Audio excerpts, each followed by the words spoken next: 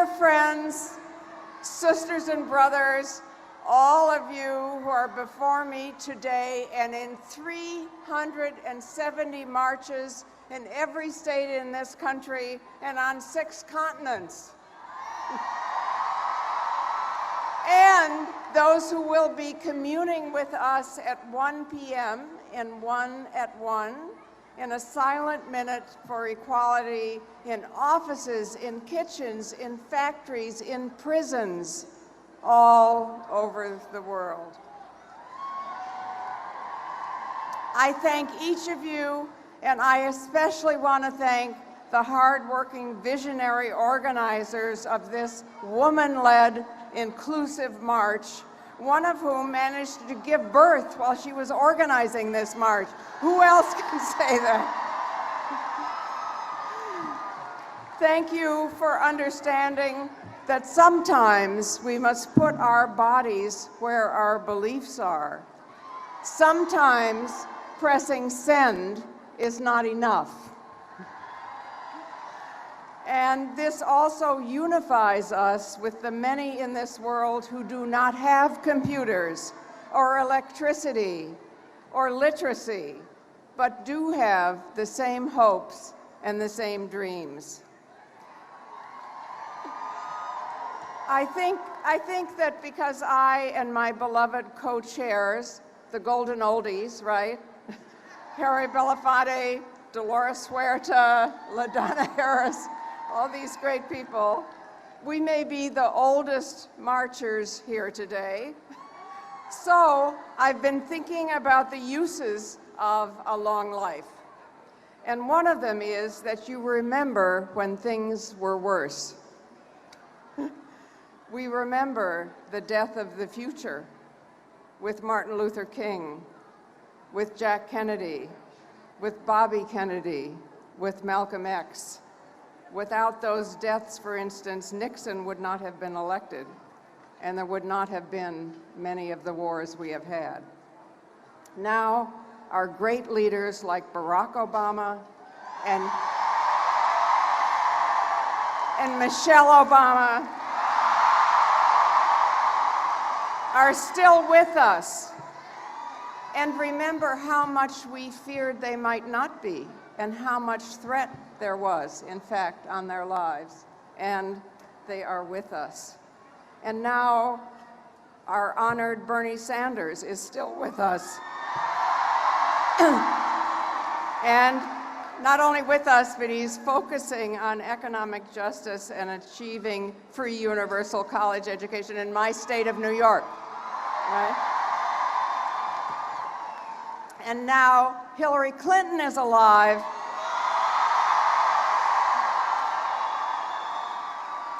And definitely not in jail. She who told the whole world that women's rights are human rights and human rights are women's rights. So crucial when collectively violence against females in the world has produced a world in which for the first time there are fewer females than males. I'm not trying to deny the danger that this day initiates.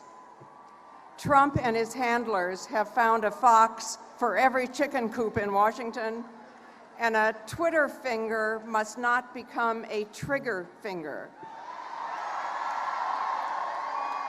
Some very experienced doctors of the American Psychiatric Association have publicly written to warn us that, and I quote, his widely reported symptoms of mental instability, including grandiosity, impulsivity, hypersensitivity to slights or criticisms, and an apparent inability to distinguish between fantasy and reality, lead us to question his fitness for the immense responsibilities of the office, unquote.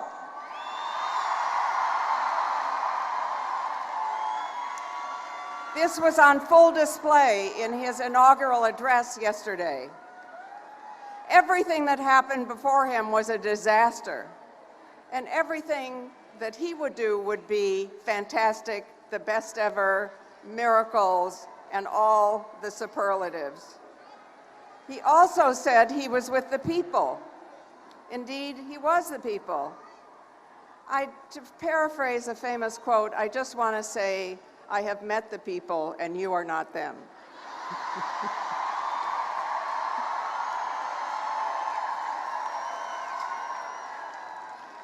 We are the people. Just this march in Washington today required 1,000 more buses than the entire inauguration. 1,000 more.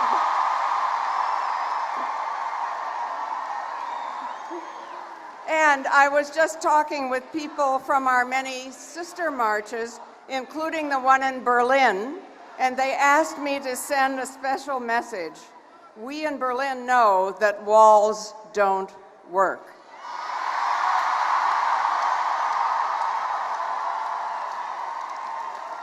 And remember Poland, where last month the government passed an anti-abortion law, and 6 million women turned out in the streets, and they had to change it.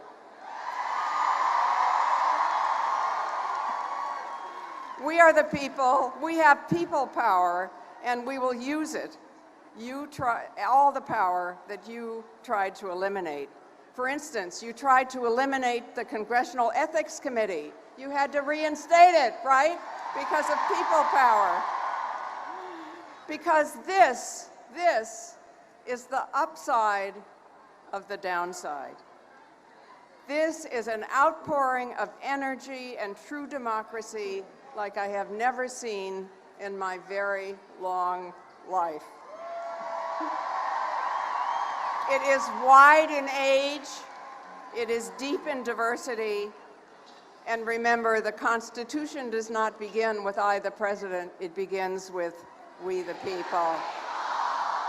So don't try to divide us. Do not try to divide us. If you force Muslims to register, we will all register as Muslims.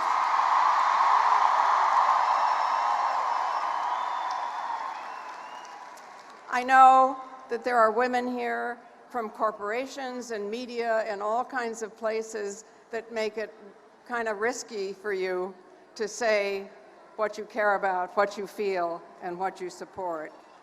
And there are women here, I know, who have survived a national and global sex industry that profiteers from body invasion. We are united here for bodily integrity. If you cannot control your body from the skin in, you cannot control it from the skin out. You cannot control your lives, our lives. And that means the right to decide whether and when to give birth without government interference.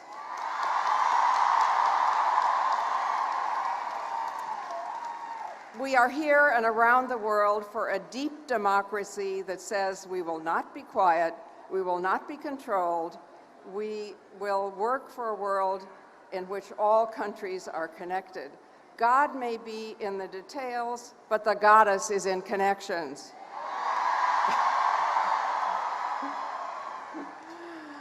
We are at one with each other. We are looking at each other, not up. No more asking daddy. We are linked. We are not ranked. And this is a day that will change us forever because we are together. Each of us individually and collectively will never be the same again. When we elect a possible president, we too often go home.